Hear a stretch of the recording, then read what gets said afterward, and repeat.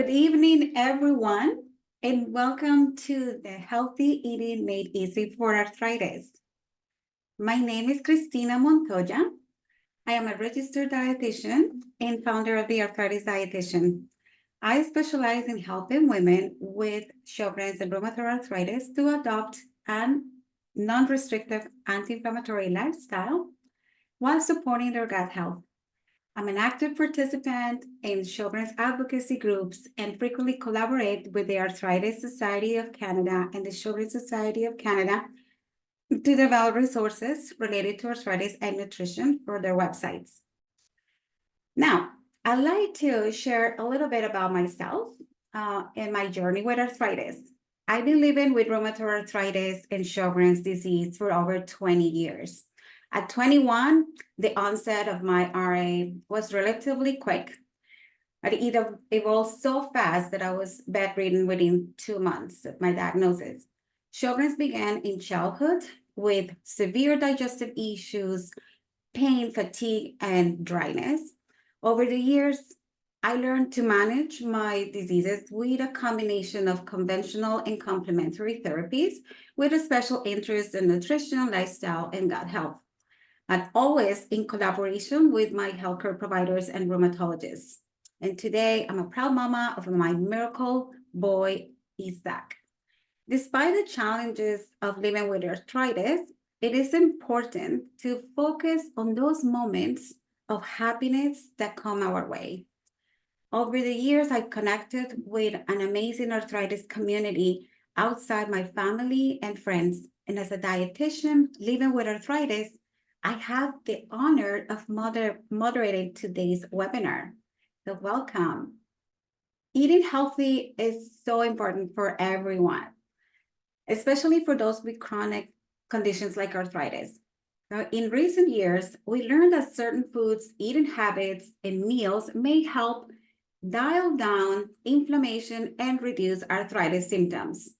One thing I want to tell you, stop fixating on a specific food, nutrient, or meal. Instead, focus on your overall eating pattern. It's not just about what you're eating, but also what you're not eating. So during tonight's webinar, you will learn just that. Our guest expert and I will guide you on how to best eat for arthritis, no matter which type you have, so you can live a healthier and more vibrant life. But before we get started, I have a few housekeeping notes about tonight's event. No, even before that, we want to know what brought you here today. No, a few housekeeping for tonight's event. So we have muted all attendees for this event, but you can direct any questions or thoughts you have through the presentation to the Q&A box at the bottom of your screen. After the discussion and presentation, we will move on to a brief Q&A. After tonight's session, you will receive an email asking about your experience. And these surveys are very helpful for the foundation so they can plan for future events. So please take time to fill them out. A recording of tonight's event will also be included in the post-event survey email, as well as be available on the Arthritis Foundation YouTube channel and Webinars Hub a week after the event. You can also register for upcoming webinars, which are hosted monthly on the Webinars Hub. Save the date. Having arthritis can be overwhelming, but you're not alone. One way to build community and support is to attend one of the Arthritis Foundation's national walks to cure for arthritis. You can find an event near you at walktocurearthritis.org. Now, let's get started by introducing tonight's guest expert. Dr. Carolyn Williams is a leading culinary nutrition expert and 2017 James Beard Journalism Award winner, who's developed a knack for breaking down complex science into quick, reader-friendly tips. She's the author of 2 popular cookbooks. Carolyn is a sought-after expert on anti-inflammatory eating and managing chronic inflammation through lifestyle. Carolyn writes on a variety of health and nutrition topics in print and online for lifestyle brands and media outlets such as Eating Well and Real Simple. She also co-hosts the top-rated podcast, Happy Eating, which explores the connection among mental health, mental wellness, diet, and lifestyle. Carolyn resides in Tuscaloosa, Alabama, along with her 2 children, Madeleine and Griffin. She serves on the steering committee for the state of Alabama's Office of Women's Health. She's a junior college professor at Shelton State Community College, where she teaches culinary arts and nutrition courses. So, Carolyn, welcome and thanks for joining us tonight.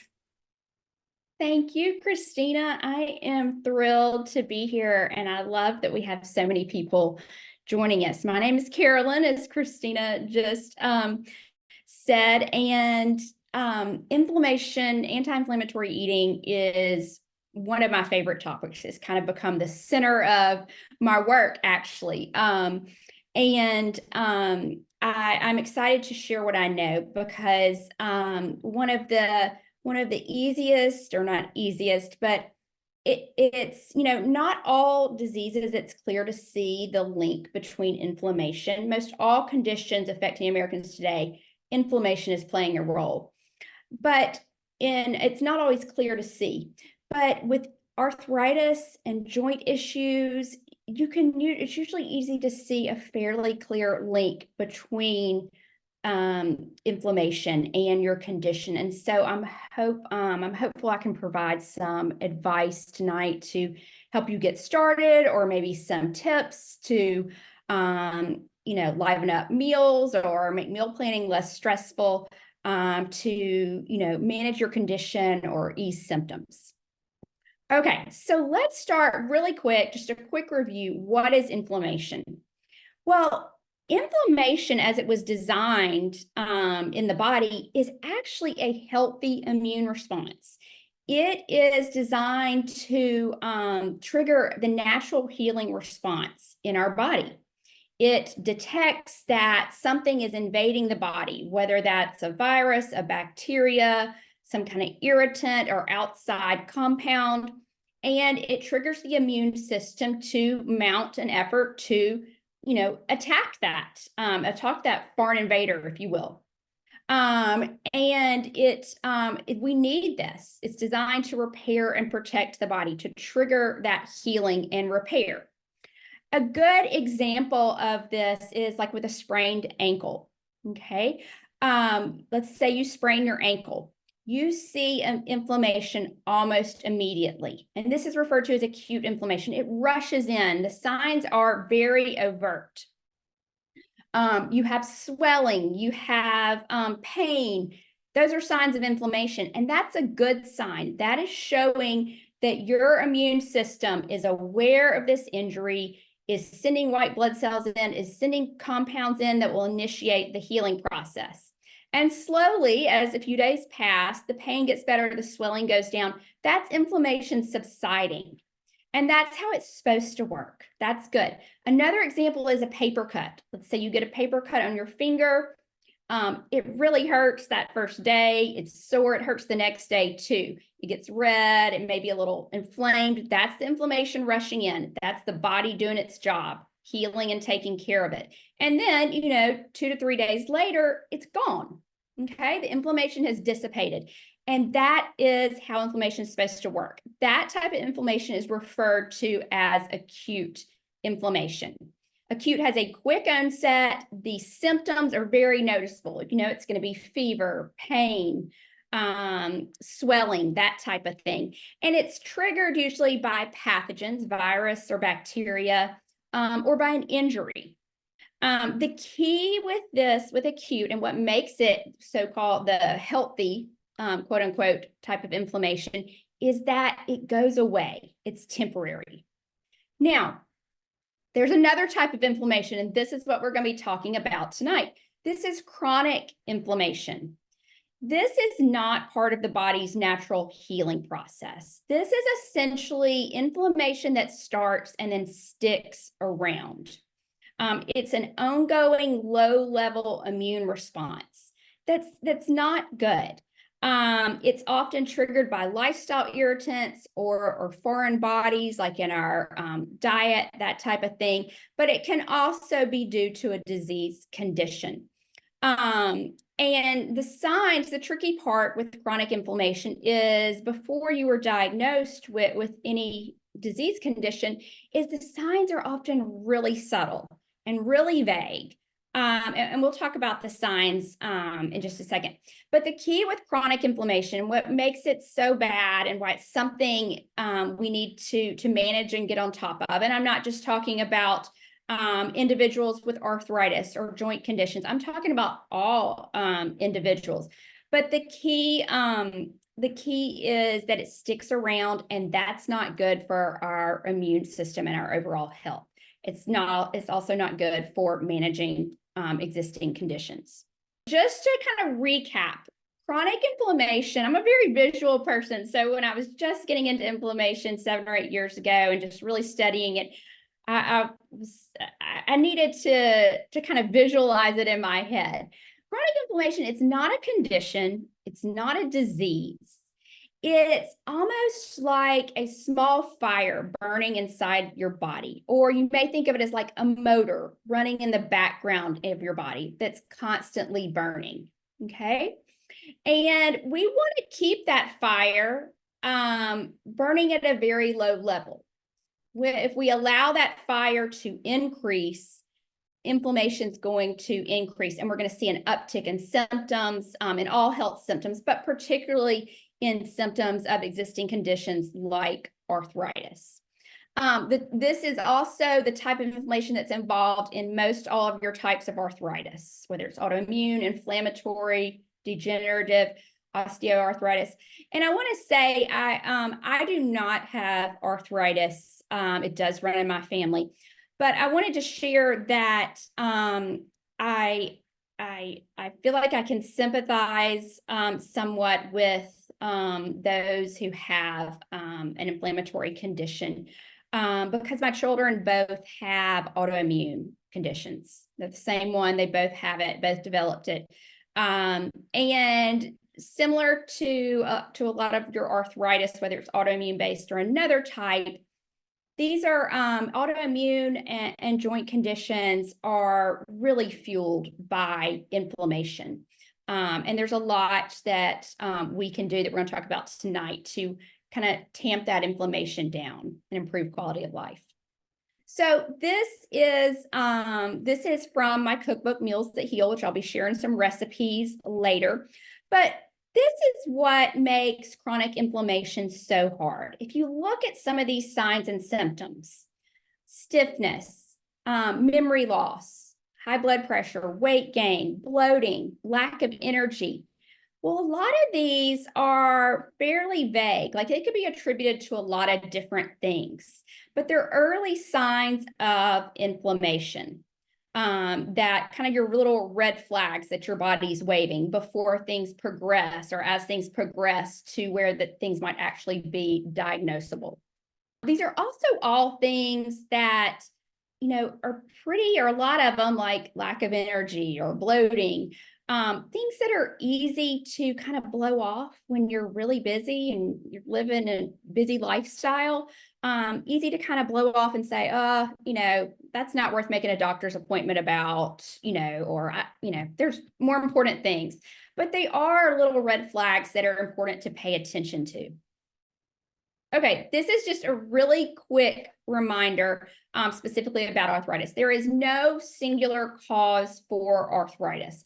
Also, it's very important to know that no one causes their arthritis through their diet, through their lifestyle. It is not your fault for developing arthritis. As the slide says, you didn't start the fire. And you're not going to be able to completely put it out. The key is to lower it in your lifestyle. And I like to tell people everyone, every person walking around, particularly adults, has some level of low-grade inflammation. So you're not alone in this. And I tell people to think of inflammation as being on a spectrum, okay? Like a low to a high.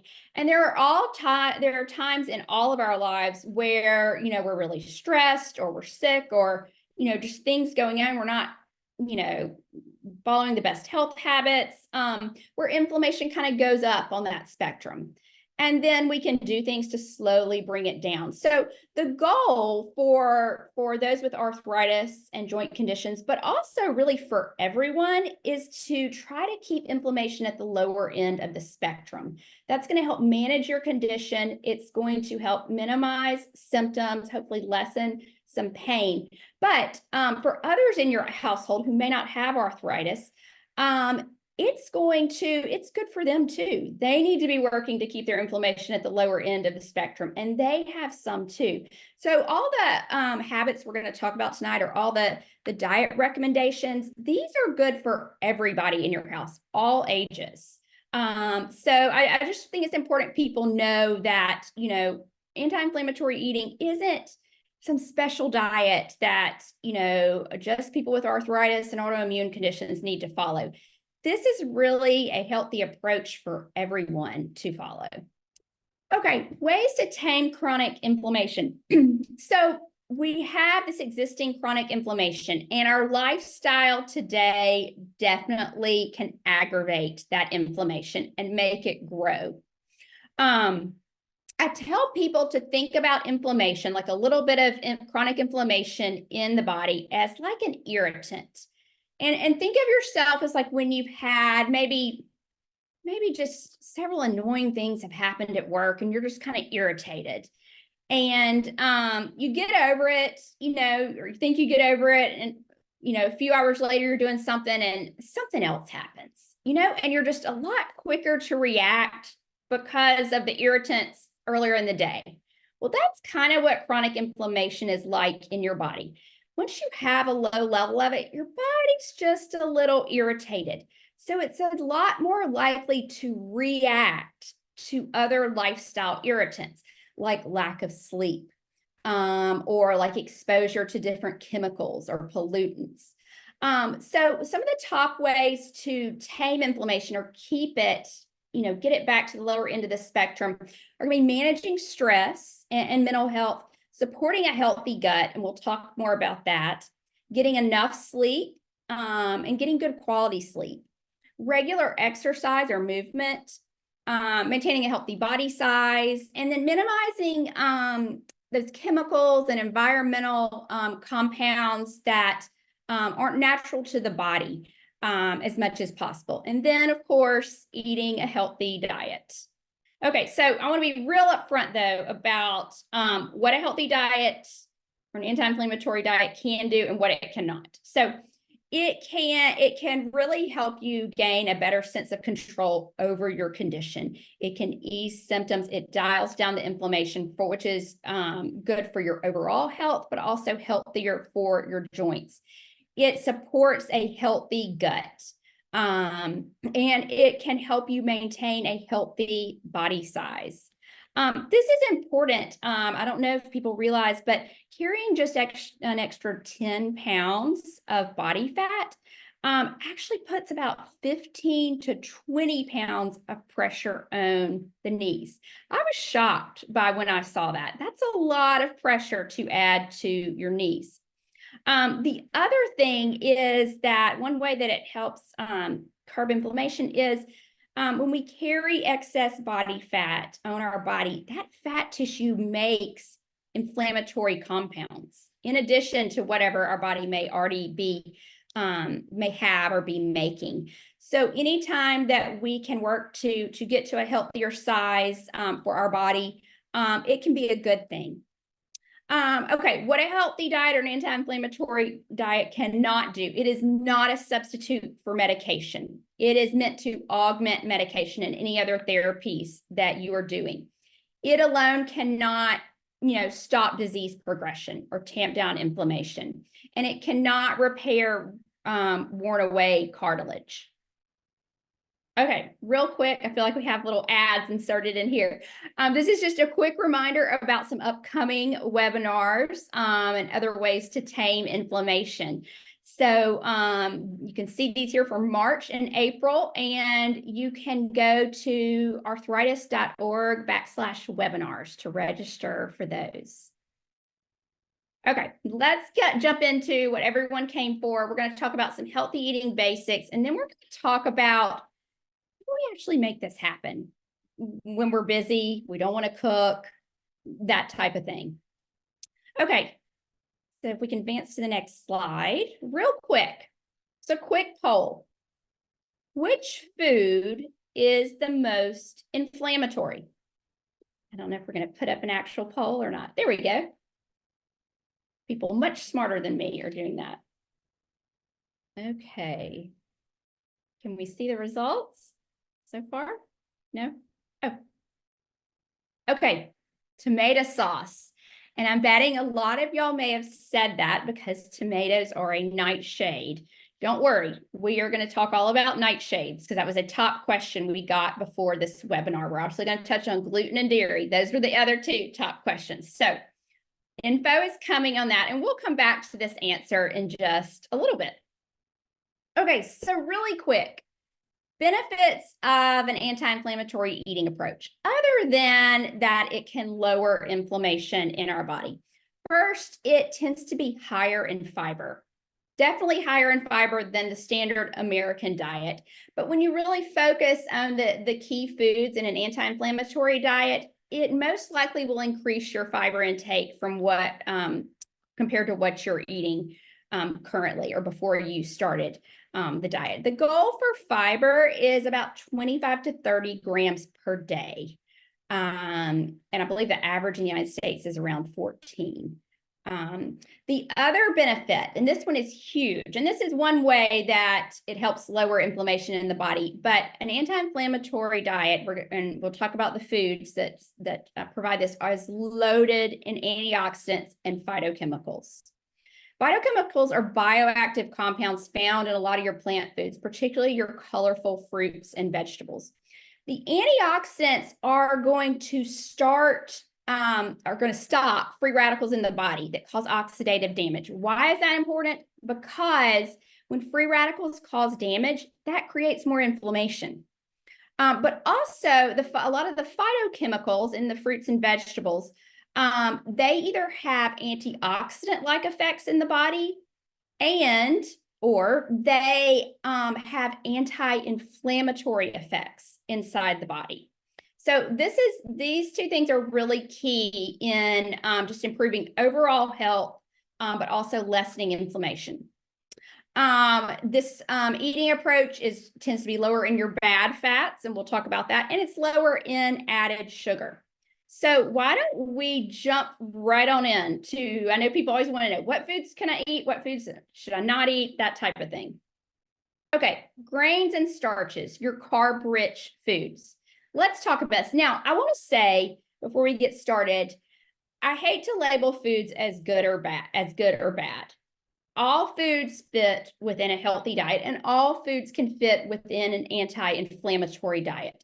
But there are certain foods that really offer a lot more benefits in each of the food groups, and certain foods that have more inflammatory aspects that, while we can still include them, they're not really things we need on a daily basis. They're things on occasion. So let's start with, yes, the things that are good. Your 100% whole grains, so your whole wheat, your buckwheat, your quinoa, barley, wild rice, brown rice, steel-cut oats, and also products that you see that are made with these whole grains. So whole wheat bread, whole grain bread. You may see, sometimes you'll see like whole oat flour. So if you see a flour and it has the word whole before the grain, that's a whole grain, technically. I'm trying to think, there's a few other, I've seen some other whole grains in breads recently, and you'll see like brown rice flour. Technically, that's a whole grain. So Also, your legumes, your beans, your peas, and lentils. So lima beans, black beans, all of your beans and peas, these are great. You're going to see that they are also a source of protein as well as complex carbs, but they also are a great source of fiber. Okay, and then your starchy vegetables. Your starchy vegetables are not bad. Potatoes, sweet potatoes, even white potatoes, corn, plantains. Again, like you could put your lima beans in here. So your starchy vegetables. A lot of this depends though on how you prepare those starchy vegetables or what you put on them. But by themselves, or with, or cooked using healthy methods or topped with healthier choices, they are great choices. Now, what we want to limit or try to minimize in our diet is like your refined grains. And this is where you mainly see this is like in your snack foods, in your breads, in your cereals. And this is kind of tricky because what I've put here are some ways you may see it listed in an ingredient list on a food label. And this can be really tricky because if you look at the second one, wheat flour, well, that sounds like, that sounds good. We're supposed to get wheat, right?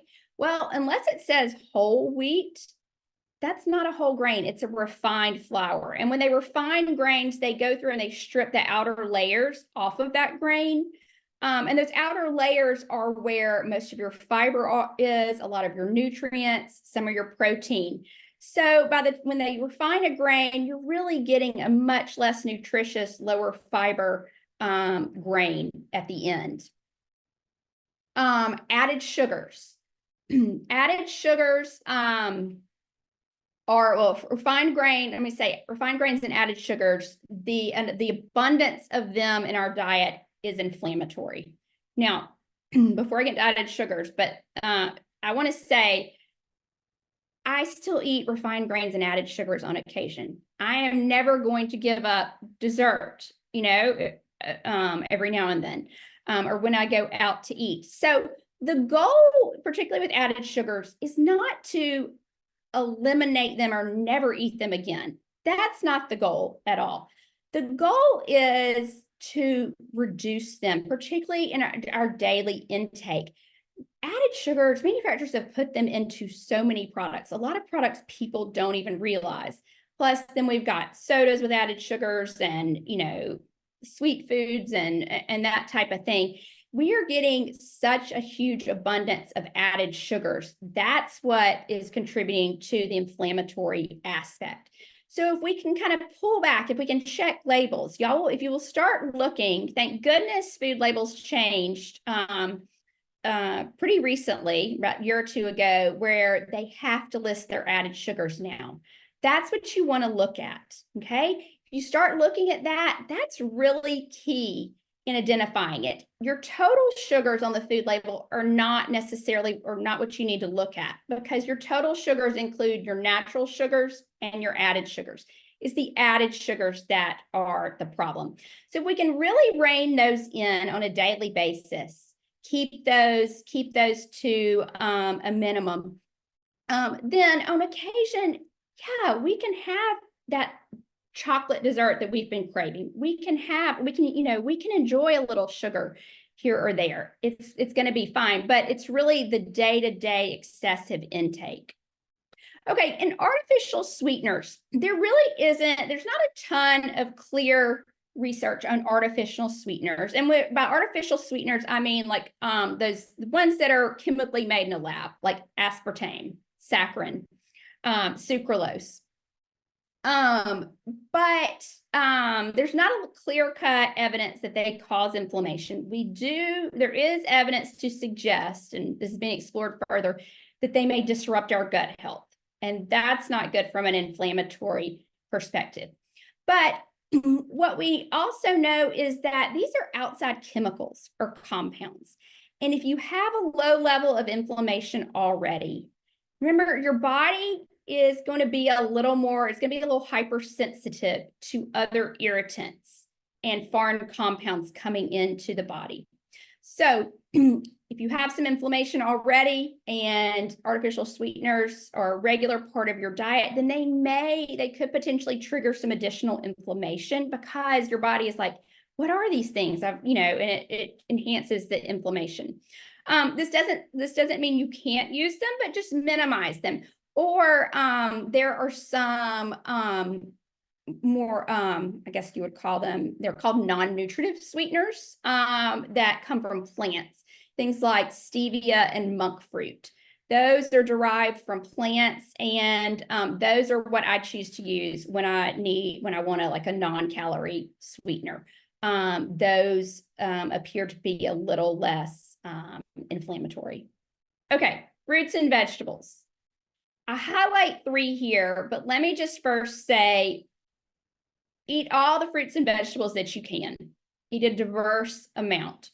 But when you look at inflammation and research, there were 3, when I was going through just stacks and stacks and stacks of research articles preparing to write my first anti-inflammatory cookbook.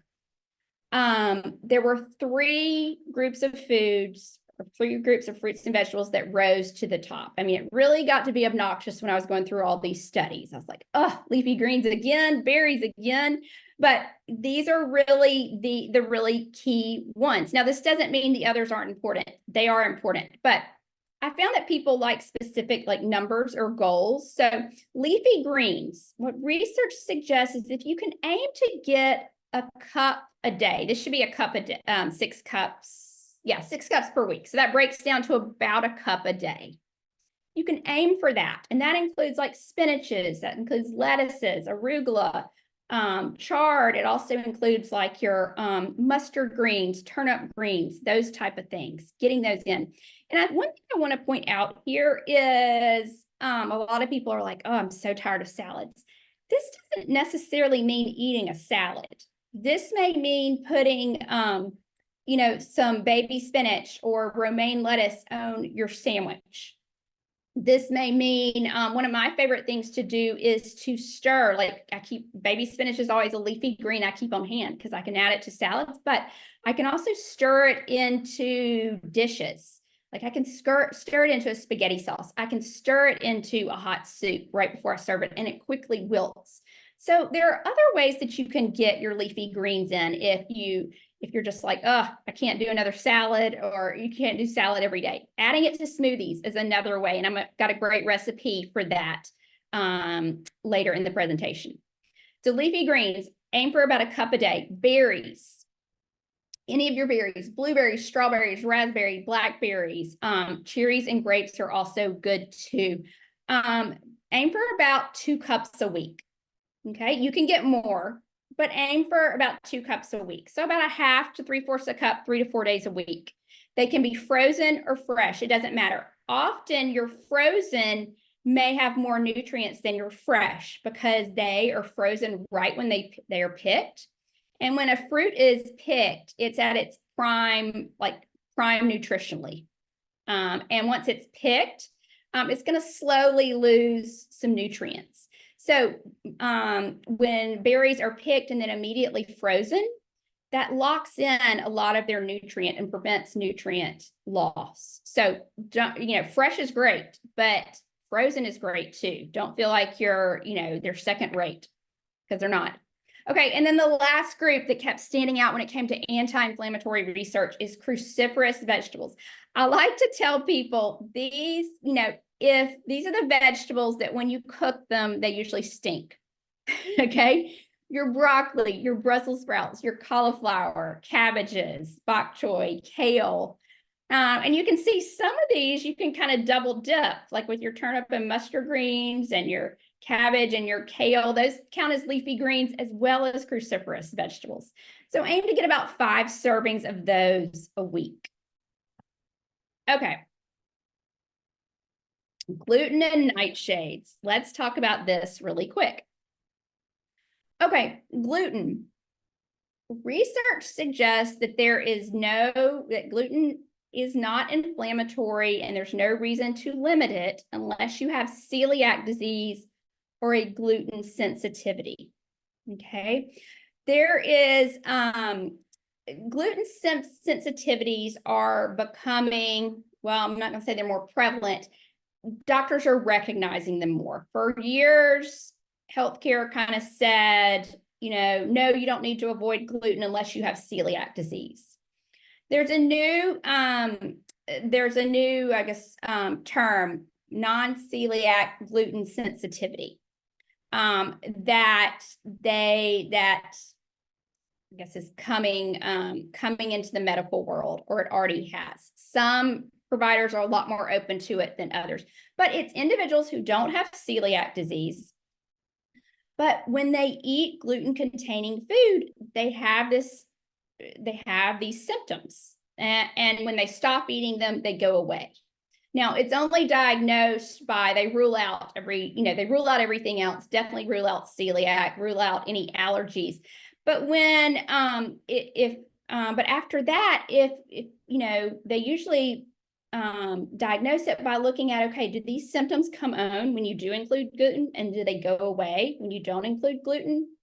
Then in that case, you probably want to avoid gluten-containing foods, because those symptoms are caused by inflammation. So for most people, gluten is not an issue, but if you feel like you are sensitive to it, and I encourage you to maybe keep a food journal for, a week or two, eating gluten-containing foods or eating your usual diet, and then maybe try a week or two keeping a food journal where you cut the gluten-containing foods out and just see if you can tell much difference. Okay, nightshades. I know this is kind of a touchy area. I'm going to tell you what research says first, and then I'm going to tell you what I have seen as in working with people as a dietitian, as well as a mother with kids with autoimmune issues. So there really is very limited to no evidence that you need to cut out nightshades, that they are inflammatory. Okay, that's my research side. With that being said, I know people, I have worked with people who, if they eat eggplant, their joint pain gets worse. Their symptoms increase. When they don't eat eggplant, they're fine.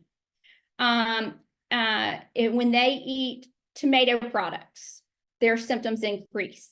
Now, I will say, in the nightshade family, you have like your tomatoes, your white potatoes, your eggplant. I'm trying to think, I'm going blank. I'm trying to think of a few, like some of your chili peppers, that kind of thing. What I will say is, typically you do not, if you feel like you have a nightshade sensitivity, this does not mean you need to cut out all nightshades, okay? Usually that sensitivity I've found is just to that one particular nightshade.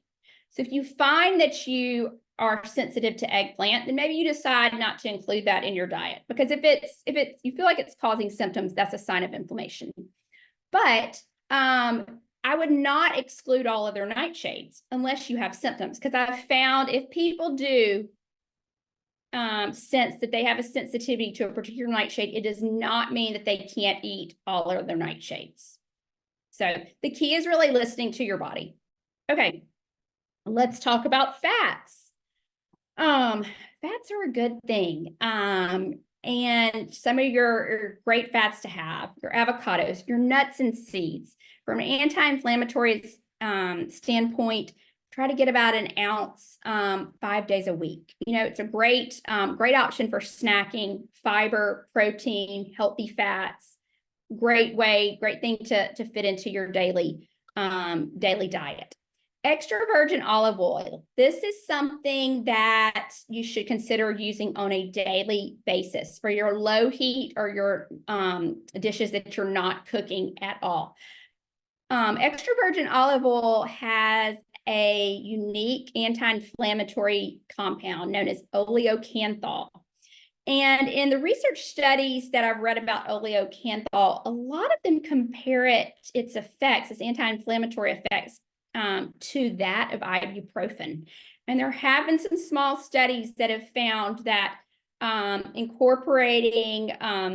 incorporating olive oil with that oleocanthal can help maybe minimize some pain, minimize some pain. So, but you want to make sure that you're not using that olive oil over really high heat. When you're cooking with high heat, I recommend that you use avocado oil, but you can use extra virgin for everything else. Those are my two main oils that I keep in my kitchen for cooking and meal prep. Okay, and then omega-3 fat sources. And we're going to talk more about this, omega-3s, in a few slides. But your omega-3 sources, your primary source for this is going to be your fatty fish. Some of your other seafood, like some of your oysters, are good sources of it. And then some of your algae, if you need a vegan or vegetarian option. You can find some supplements that are algae derived. But you also get some omega-3s from nuts, like walnuts and some seeds. But the type of omega-3s that your body really, really needs, the DHA and the EPA, are only found in these fish and seafood sources. So again, we'll talk more about omega-3s in just a second. Okay, things you want to limit: your trans fats, your fried foods, your saturated fats. These are going to be like your higher fat red meat, your poultry with skin, butter, lard, palm oil, some of those tropical oils. Okay, and then one thing that they found is inflammatory is a high omega-6 to omega-3 ratio. Let me kind of try to simplify that. You see these oils below, okay? Very common oils, but I'd put vegetable oil into that category as well. These oils are sometimes what are referred to as your seed oils. And this is a very, there's a lot of misinformation out there about seed oils. All of these oils are also a good source of omega-6 fatty acids. Now, omega-6 and omega-3 fatty acids are needed by the body to stay healthy. So they're both needed. The problem that we've seen, though, is that we are getting way too much omega-6 fat in our diet, fatty acids, and way too little omega-3. In fact, way back years ago, they estimated that the ratio of omega-6 to omega-3 in the diet was about 1:1 or 2:1. Today, it's estimated that the ratio of omega-6 to omega-3 is 20:1. And that imbalance is inflammatory. So omega-6 fatty acids and these oils that are rich sources of them aren't necessarily bad or harmful. What is harmful is getting an overabundance of them and a lack of omega-3s. Okay, just touching on trans fat really quick. The good thing here about trans fats is that the FDA, I think it went into effect at the end of 2023. The FDA passed legislation that banned the use of partially hydrogenated oils, which are the source of trans fats, in most food products. So this isn't as big of a concern as it used to be, but you may still have foods in your pantry, or you may still see them on the shelf still that do have hydrogenated oils in them. The key thing you want to look for in the ingredient list are the words partially hydrogenated. And, you know, peanut butter used to be a big source, a lot of your margarines, that kind of thing. But manufacturers, along with this legislation or changes to the FDA guidelines, manufacturers are aware that consumers don't want trans fats. And so they were already kind of cleaning up their ingredients some, but it's still something to keep an eye on in the ingredient list. Okay, proteins. So your lean meats, your lean proteins, that can be any type of poultry without skin. It can be your lean meats, your lean beef, those types of things. Those are fine. Those are great. Your fish and seafood, recommendations are to get 8 to 12 ounces per week of fish and seafood. It's great if you can choose some of those fattier fish like your salmon, your herring, your mackerel, your anchovies, because those are really rich sources of omega-3. And again, we're going to touch on omega-3 specifically in just a second. Also, your plant-based proteins, your beans, your peas, your lentils, edamame, tofu, tempeh, those are all great. And I love them because not only are they a protein source, they're a great fiber source as well. Also, a lot of your plant-based proteins are pretty inexpensive, particularly like your beans and your peas. Okay, what you do want to limit are your processed meats and your cured meats. So bacon, deli meat, hot dogs, salami, all of those types of meats. This is a one pretty clear-cut relationship or association in research, is that these meats are associated with an increase, regular consumption of it is associated with an increase in inflammation. Some of it has to do with the nitrates that are added to these foods to cure them or to preserve them. But I just want to make one little note. If you've heard about nitrates or nitrites, they aren't all inherently bad. There are a lot of nitrates that are found in fruits and vegetables, and those are beneficial. Those can work to lower your disease risk, lower inflammation. It's when they're added to particularly protein foods like these that it appears that they become harmful. Okay, what about dairy? Okay, dairy can be a controversial subject. I have learned the hard way on social media. People have strong convictions about dairy. So let me tell you what the research says, and then I'll kind of tell you what I've experienced on a professional and personal level. So what research says is that overall dairy intake is not associated with higher inflammatory markers in the body. Okay. It seems to somewhat have a neutral response on inflammation in the body, maybe slightly positive.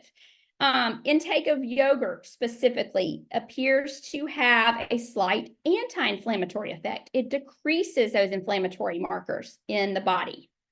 Now, here's the other thing we've got to wrestle with, and you'll be able to, this is an area where there's still a lot of unknowns.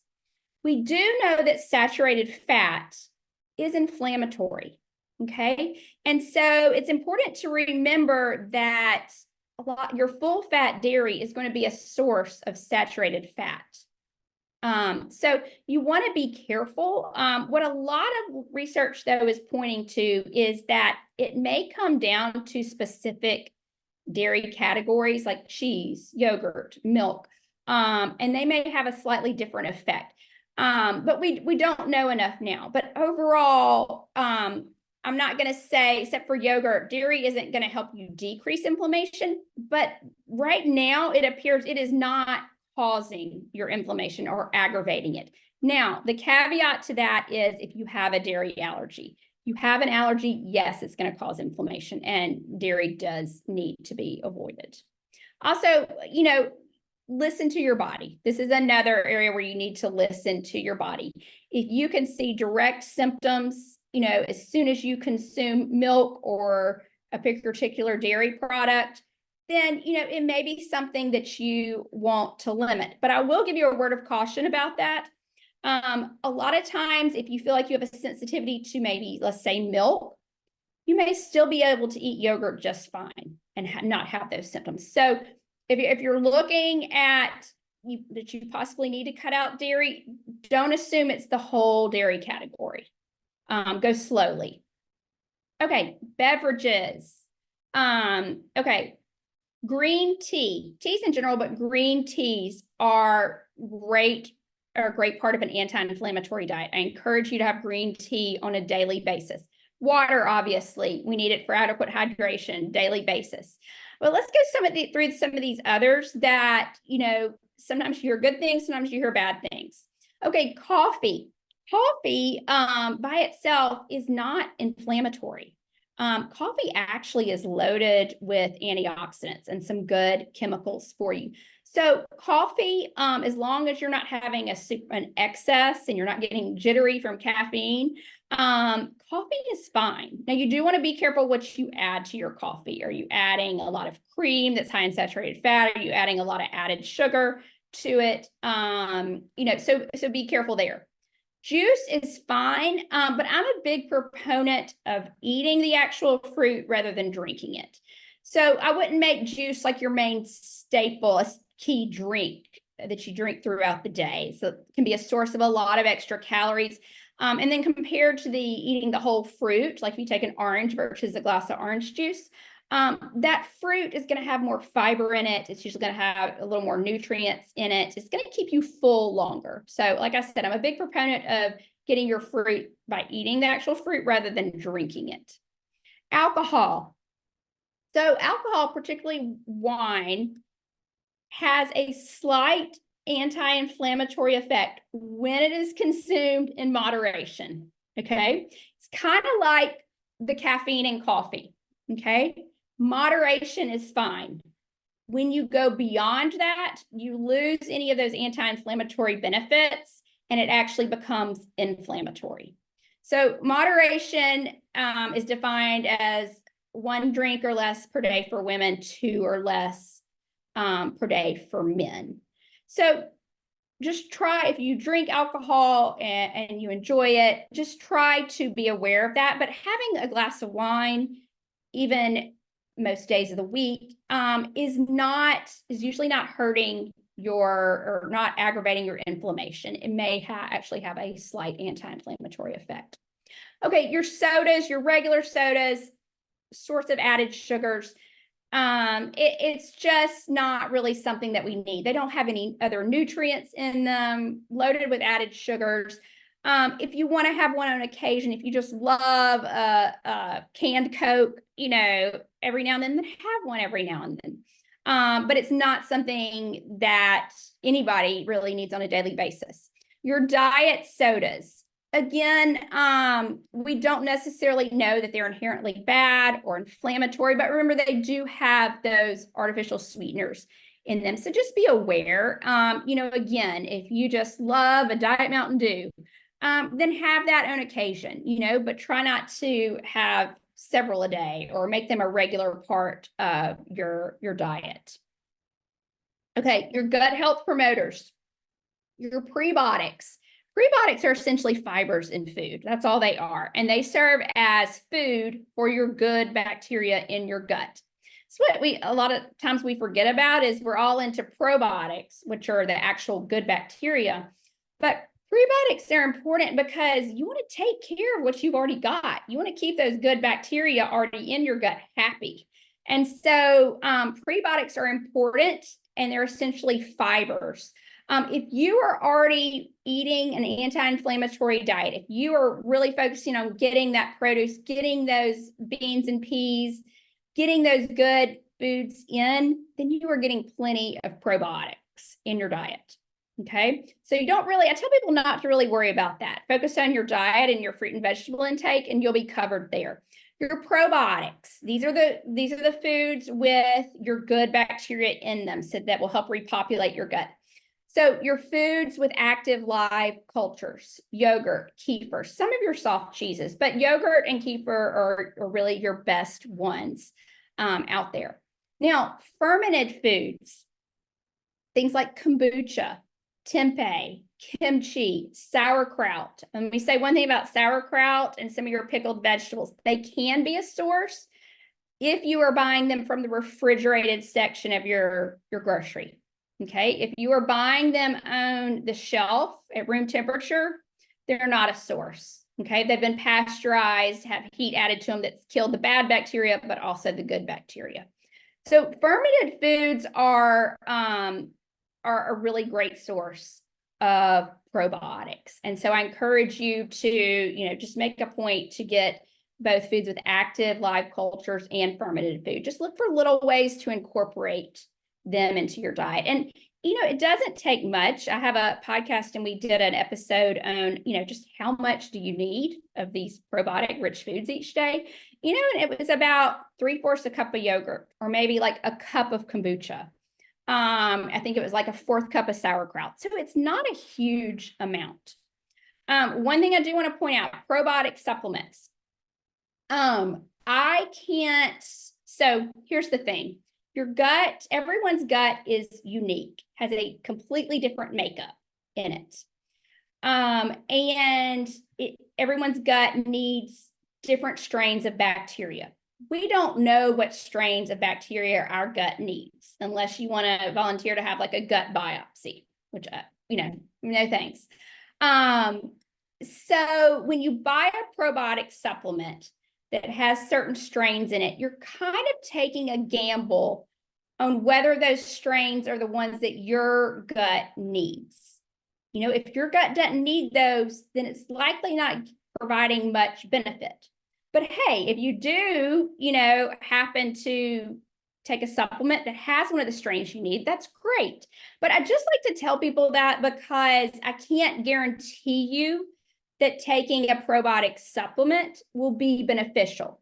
Your best, if you do take a probiotic supplement, then I encourage you to get one that has several strains of bacteria, multiple strains of bacteria in it, just so hopefully you can hit a couple of the strains that your particular gut needs. Okay, 2 key nutrients I want to mention that are really key for inflammation, but also particularly arthritis and autoimmune conditions. Vitamin D. Okay, we thought for years, this is the sunshine vitamin. We never worried about it for years because we thought, we're going outside every day, even if we aren't spending long periods of time, we're fine. Our body can make it. That is not the reality. Most people, while they aren't deficient in vitamin D, they have below adequate levels of vitamin D. And vitamin D plays a key role in immune function and keeping the immune system doing what it should. And if you remember, inflammation is a function of the immune system. It's kind of a dysfunction of the immune system. So adequate vitamin D can be really key in helping the immune system regulate itself and not create more inflammation. So there's the RDA and the Endocrine Society. The Endocrine Society weighs in on vitamin D because vitamin D acts as a hormone in the body. And I will say as a practitioner, I go more with the Endocrine Society. They say the RDA is way too low. And that's about 1,500 to 2,000 IUs a day. Now, we'll say the upper limit of vitamin D is 4,000 IUs. So you don't want to exceed that each day, or you don't want to exceed 28,000 IUs in a week. I'm not huge on supplements, but vitamin D is one supplement I almost always encourage every person I meet to take. Partly because there are very few foods that contain vitamin D. Some of your fish contain vitamin D, and then you have some foods that are fortified with it, like milk. But most people are getting way below what they need on a daily basis. We'll tell you one thing that I love about vitamin D is that because it's fat soluble, if you're not into taking a supplement every day or you can't remember, vitamin D is one really nice one where you could take it just once or twice a week. The key is you don't want to go over that 28,000 IUs a week. So let's say you decide to take, you want to take 2,000 IUs daily, but you only want to take it once a week.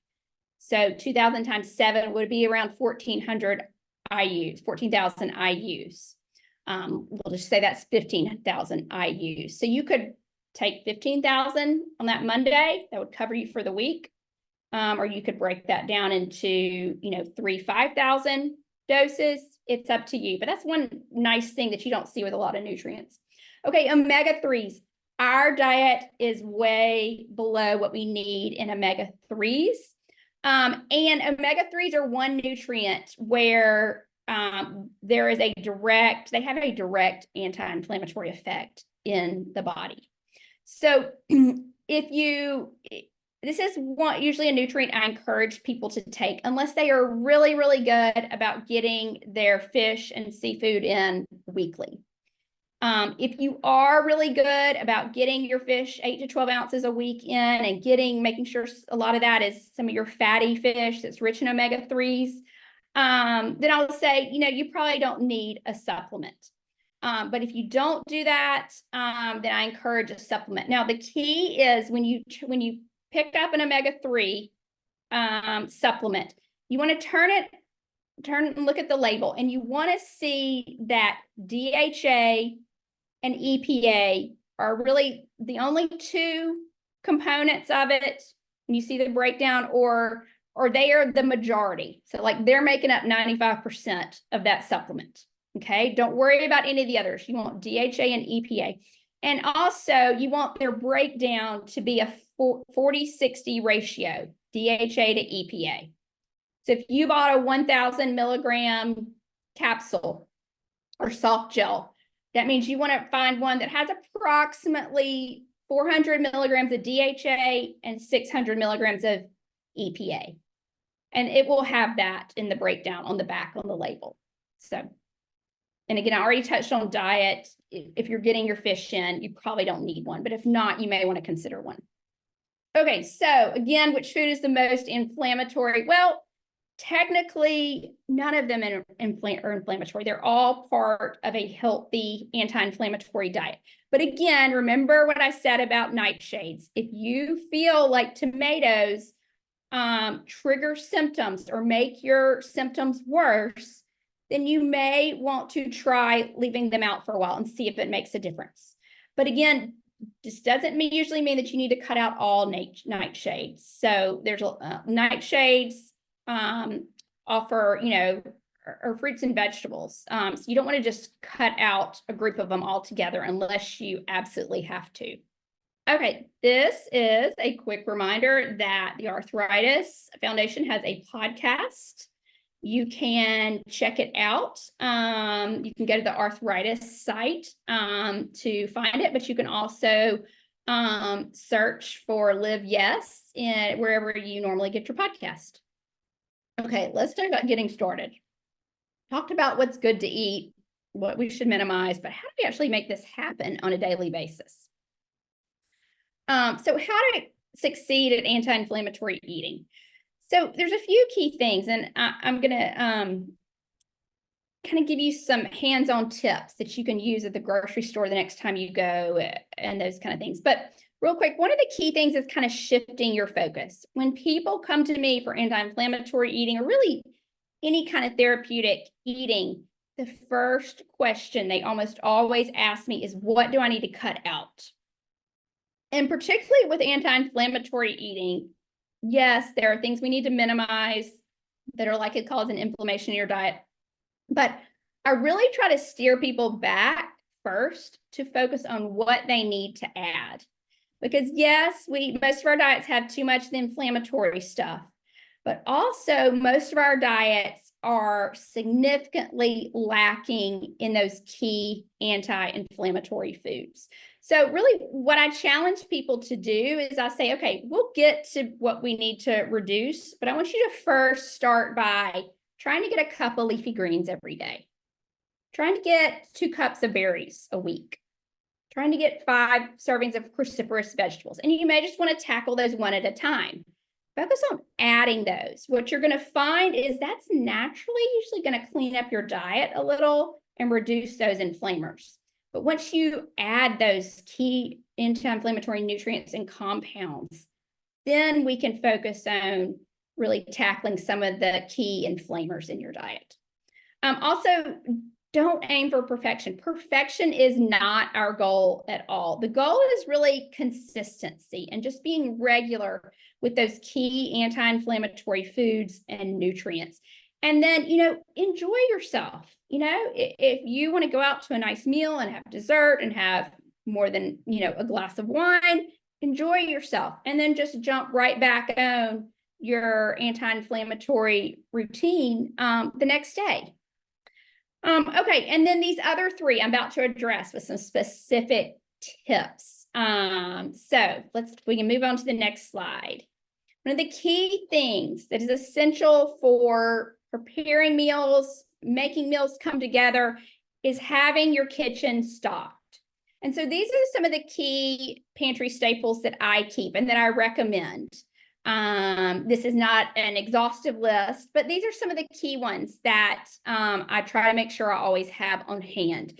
And when you complete the survey, we are going to give you a list of a lot of the things we're about to go through, including these staples. So if we can move on to the next slide. Some other staples are your refrigerator and freezer staples. Eggs, butter, yogurt, milk, kombucha, frozen berries, frozen vegetables. I say lemons or limes. Citrus can be a great way to freshen up some of your store-bought items, like a salad dressing, that type of thing. Okay, and then this is my favorite. Utilize healthy shortcuts. I am not cooking everything from scratch. Even when my kids go away from college and my work isn't quite as busy, I'm still not cooking everything from scratch. I don't have a desire to cook everything from scratch. And yes, I'm a cookbook author. Luckily, we have a lot of items out there now that are made with pretty good quality ingredients that we can use that can save you a lot of time and really help you pull a meal together. And I've listed some of these: good quality salad dressings, jarred marinara, a pasta sauce, healthier condiments and marinades, your frozen vegetables, your prepared salsas and guacamoles, hummus. There's lots of tips out there, but the key is identifying which are good options. So before we move to the next slide, I'm going to tell you my trick, and then we're going to actually apply it to some food labels. So when you are looking at a food product and wondering, okay, this looks healthy, but how do I really know? Look at the ingredient list, okay? Doesn't really matter the number of ingredients. You used to hear 5 ingredients or less. That's not necessarily what you want to look at. What I look at are the actual ingredients in the list. So let's say I'm buying a jarred marinara. I want to see that the ingredients on that jar are essentially the same if I was making that marinara at home from scratch from a recipe.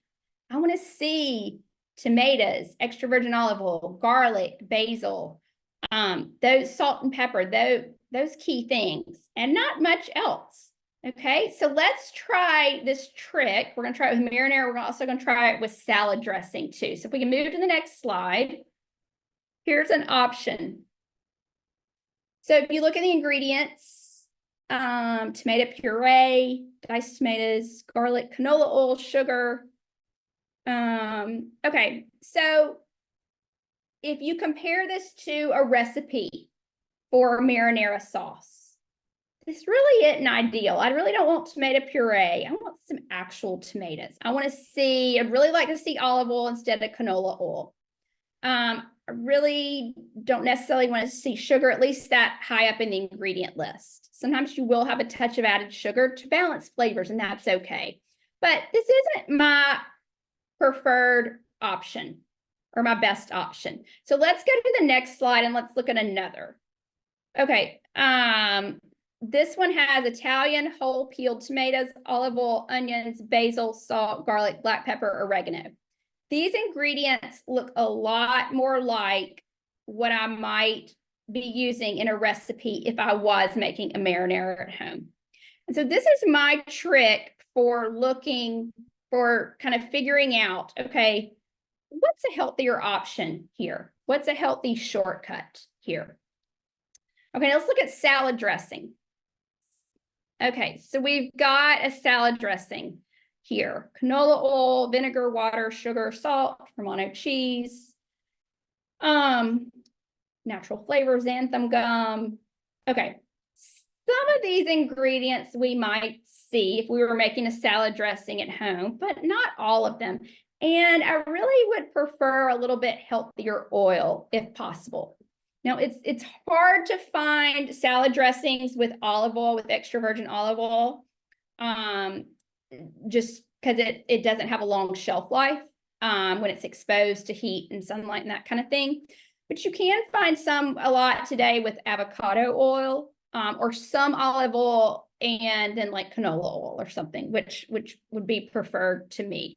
But, let's go to the next slide. What if I'm making a salad dressing? I want to see a good quality oil. I want to see a vinegar, maybe some mustard, salt, garlic. So if you look here, we've got a sunflower oil, lemon juice, extra virgin olive oil, mustard, sea salt, garlic oil.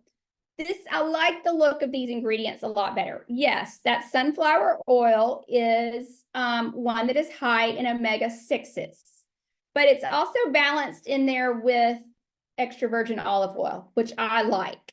So to me, this is a healthier choice. In the grand scheme of your bottled salad dressings, this is a good choice. It's also using the same things that I would use at home. I probably add some mustard, some lemon juice or vinegar. So this is a good choice. Now, also, you may see sugar or honey in the list at the very, very end, and that's okay. If it adds like 1 gram of added sugar per serving, that's okay to me, because sugar or sweetness is needed in cooking to balance flavors. And in acidic foods like this, you do need a little bit, a tad. Now you don't want to see a ton in there, but just a tad is okay, because if I was making this at home, I would have a little, probably honey or a touch of maple syrup in there to balance the flavors. Okay, real quick. Okay, I hate meal prep. I think the pictures of people doing meal prep on social media are beautiful, but I don't want to spend my whole Sunday or my off day in the kitchen cooking. I also don't really want to eat the same thing for like 5 days in a row. So I really had to work to find a solution that worked for me. And this is what I've came up with. And I like to share it with people because I think it can work with others. Rather than meal prep, think ingredient prep. So I do my grocery shopping and meal planning on a Sunday. And I plan 2 to 3 meals to cook, but then I also plan a couple of ingredients to prep. So a quick protein. So like chicken breast. I may grill some chicken breast or bake some chicken breast to have on hand for the week in the fridge. A complex carb. So this would be like your whole grain, or it could be a lower carb substitute like zucchini noodles or spaghetti squash. That you might use in place of a complex carb or whole grain. So if it was a whole grain, I might go ahead and make that Sunday a big batch of quinoa and just refrigerate it and keep it in the fridge for the week. And then veggies. I've got to make sure I have those veggies on hand, or eating them will not happen.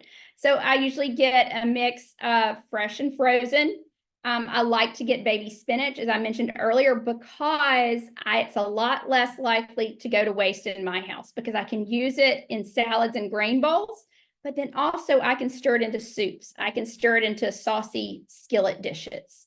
So it's nice with its versatility. And a lot of times I may like roast some vegetables on Sunday, just so I have them ready to go, or cut up the vegetables.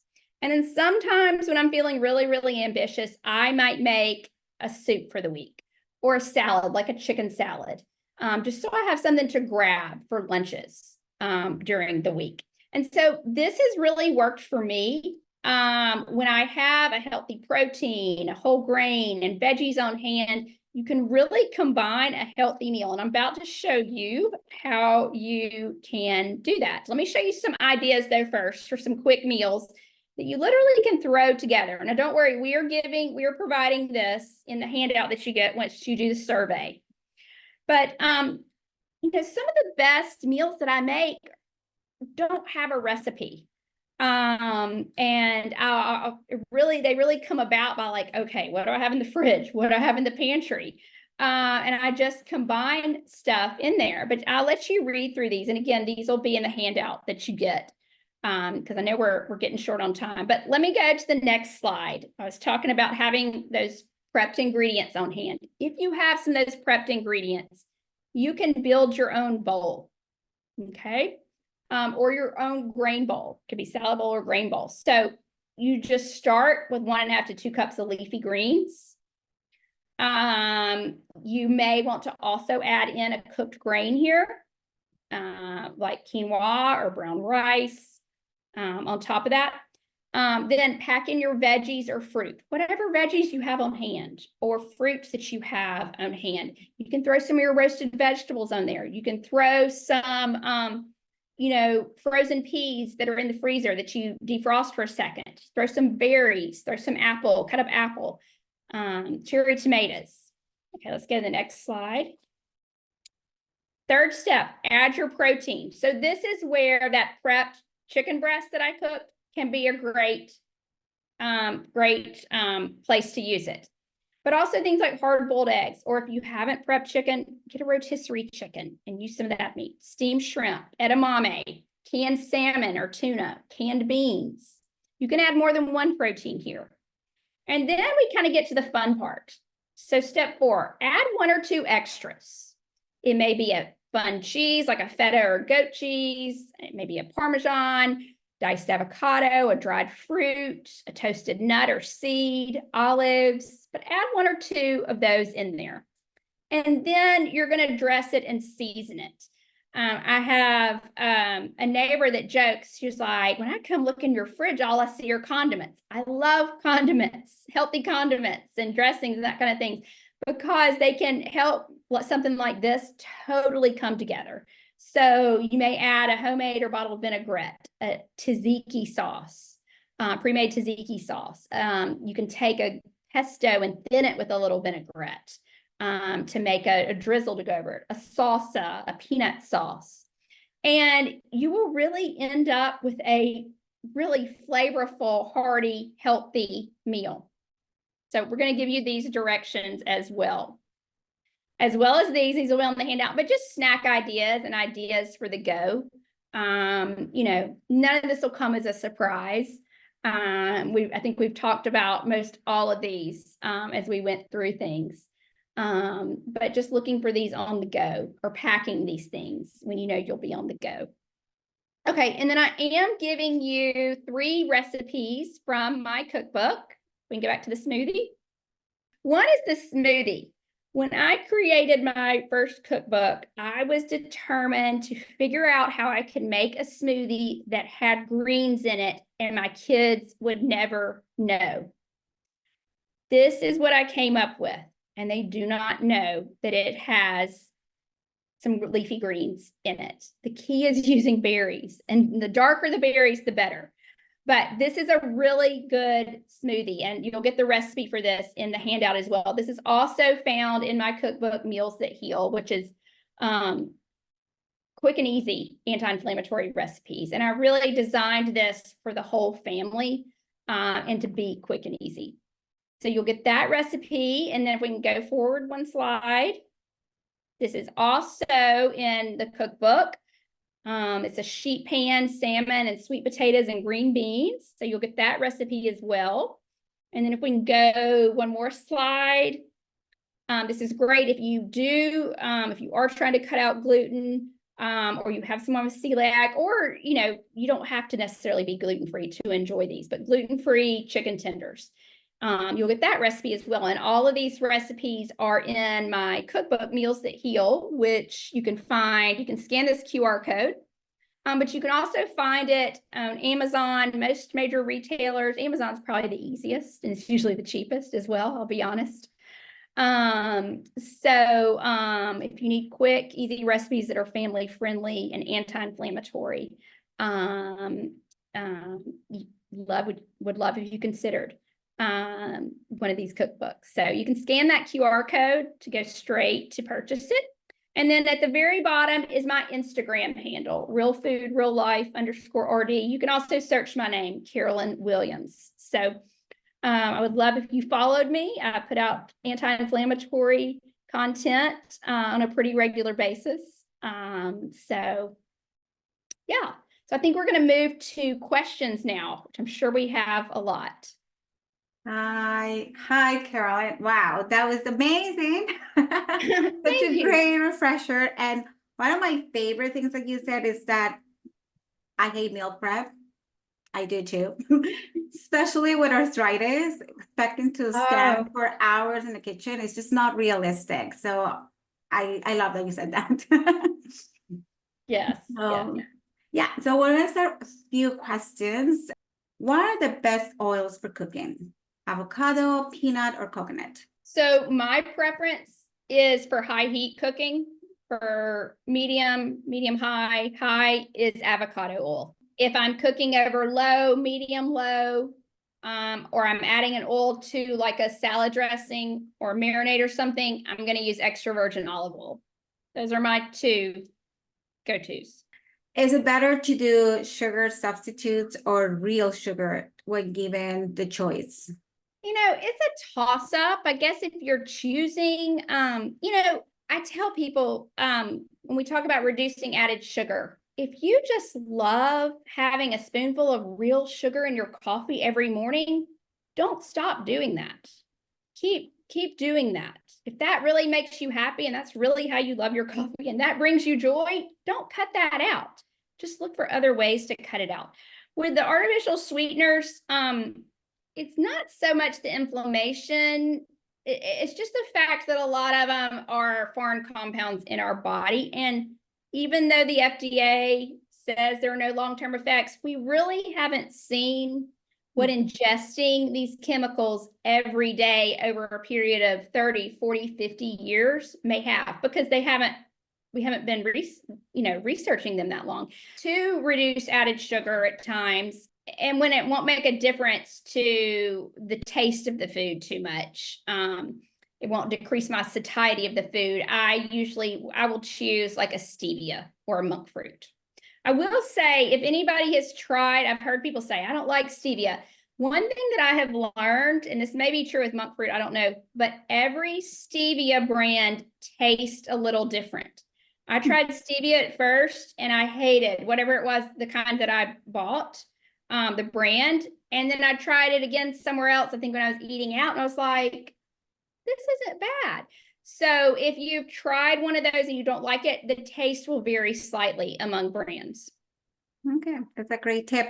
I personally, with Sjogren's, I would use a lot of xylitol and Oh, yeah. sugar-free. So it is recommended for us to stimulate saliva, to reduce plaque. And I also, like, we don't know the long-term effects, but I know like the dental associations do use it and it seems to work. So we just have to weigh in and try to balance like with everything else, right? Yeah, exactly. One other question is how often is chicken or lean meat okay during a week? How much? Is that the That, question? yeah, how often should a person eat chicken or red meat? Red meat, as long as it's lean and fresh, you can have 2 to 3 times a week. If you lean poultry, I would say is fine every day, as long as you're also getting in those beans during the week and you're getting in that fish and seafood. As long as you're balancing it, you don't want to eat the same protein every single day. You want some variety in there, and think of it in the context of a week. I always like to say, I always like to see like red beans or chicken, almost like the accessory, right? Like how you want to like promote more like the plant-based foods. And I think that ties in with when you're talking about lectins. And I think that's such a controversial topic. And I always say, like, as a Latina, I don't take my beans away. They are perfectly okay as long as you make sure that you cook them and like you're in culinary arts and they make sure that you do have to cook them over like 10 minutes, like at high temperatures, right? So I feel that was the danger with lectins when they were eating like raw beans. Yeah, yeah. Oh, I love my beans. I'm not going to give up my beans either. Right? Sorry, not sure if you addressed this, but is olive oil good on high heat? I would not use it on high heat. It Mhm. starts to break down, and there's some research to suggest that when it starts to break down, it starts creating inflammatory compounds. So only use olive oil for like your things you're not cooking, like your salad dressings, those types of things, or your low heat or medium to low heat. Then at that point, that's when I switch to avocado oil. Can eggs be pro-inflammatory? Okay, so here's the thing. Anything in excess can be inflammatory. Okay, anything in excess can be inflammatory. But I do not see eggs as an inflammatory food at all. Eggs are a staple at my house and in my diet. They, particularly if you get the ones where the chickens are fed a fortified diet that's fortified in omega-3s and vitamin D, that can be a good source of omega-3s and vitamin D. They're a great source of protein. Yes, they're high in cholesterol, but research does not suggest that dietary cholesterol is associated with your blood cholesterol levels. So I love eggs. I consider them a key part of my anti-inflammatory diet. Yeah, I agree. High quality protein and also is cost effective. Yes. What are the best omega-3 sources for people who hate fish or are vegan? I would say you're going to have to go the supplement route. I have a confession. I'm not a fish person. So I take a supplement. I know I'm shocked they let me become a dietitian. But I take a supplement and I give my kids a supplement. There are some vegan or vegetarian supplements that I believe come from algae sources. Cristina, do you know? Yes, we do have it promoted. I'm not sure that we here in Canada, we have like Nutricy and they have a veggie one and it's really good. Yeah. So you can find both. The really key thing is what we talked about on the omega-3 slide is to look to make sure it's primarily made or primarily consists of DHA and EPA. There can be a lot of junk in some. Another thing that I understand is like if they have like they're made of the triglyceride compound, like it's better absorbed rather than just the gelatin coating. That's something like that to look into it. Thank you. I didn't know that. And I also love like the liquid Nutricy or omega-3s is you can add it to your smoothie. Like if you really don't like that taste, so you just kind of burp it up, like you just add it to your smoothie. Yeah. Put it in the fridge. You can also do that with vitamin D. You can get vitamin D in a liquid form and add it to like a smoothie or something, or just drop it on your tongue. I don't think I'd drop omega-3 supplement on my tongue, but vitamin D. Vitamin D, yes, for sure. But yeah, I agree. What are your thoughts about low carb, healthy keto type of diet? It's really strange to say healthy keto type of diet in moderation to reduce inflammation. There is no specific diet that appears to reduce inflammation better than an anti-inflammatory approach. You've noticed the anti-inflammatory approach is essentially kind of what the Mediterranean has recommended. So those two diets are really the key diets considered best for reducing inflammation. What I worry about with keto, and I do know there's some useful applications for keto, but where I worry from inflammation standpoint with keto is this high saturated fat from the animal foods, but also the lack of fruits and vegetables. I know you're probably eating a ton of vegetables, but the lack of fruits and the lack of the antioxidants and the phytochemicals. Those antioxidants and phytochemicals in your produce and plant foods are so key in reducing inflammation and preventing inflammation. And you also need to like be careful and caution and patients, like let's say with lupus and have lupus nephritis, to be very conscious about the protein intake, right? So these keto diets or the autoimmune protocols, they tend to be excessively high in protein. So we really need to be careful in that too. There's a question about coconut products, like yogurt based like coconut, as well as MCT oils. Like, what do you think about those? Coconut oil, the research is really completely mixed. It's like 50% positive, 50% negative. I think you have to look at both sides. I personally don't use coconut oil because I don't like the taste. It really kind of curbs my appetite, or kind of makes me the smell of it kind of makes me a little nauseous. So I don't use coconut oil. if you don't care for it or you're not already using it, I don't think there's a reason to start using it. If you do like it, I think it's fine to use as long as you're getting your other good fat sources. See, how long, this is the last question, because it's been really great, all this information. How long does it take to feel the effects of a new healthy diet? I would say within a few days, like to a week, and it's going to be very subtle. But if you really start adopting some of these things that we talked about tonight, and I go through these a lot more in depth in my cookbook, if you really start incorporating these things and really focusing on upping the quality of your diet, you will get to the end of a week and feel like, gosh, I've had maybe a little less pain. I've had a little less stiffness. I don't seem to have had as much brain fog. None of these are measurable, but it's just kind of those subtle things. You're like, I think I feel a little better.